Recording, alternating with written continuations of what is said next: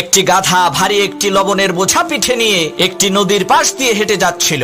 বোঝাটি এতটাই ভারী ছিল যে তার খুবই কষ্ট হচ্ছিল। হঠাৎ তার পানি পিপাসা লাগলো। নদীর পাড়ে দাঁড়িয়ে পানি খেতে গিয়ে পা পিছলে নদীতে পড়ে গেল, যার কারণে তার পিঠে থাকা বোঝায় কৃত সেই লবণগুলো নদীর পানিতে মিশে বোঝাটি হালকা হয়ে গেল। গাধা তো মহা খুশি। সে মনে করলো সে বিশাল বড় একটি জিনিস আবিষ্কার করে ফেলেছে।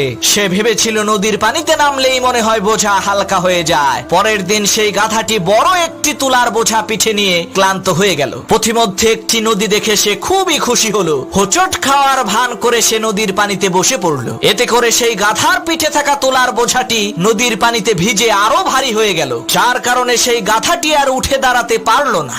ওই গাধার মতো কিছু পাপী আছে যারা নিজেদেরকে ওই গাধার মতোই বহুত বড় জ্ঞানী আর বুদ্ধিমান মনে করে, কিন্তু কয়েকদিন পরে এমন ধরা খায় উঠে দাঁড়ানোর আর শক্তি থাকে না।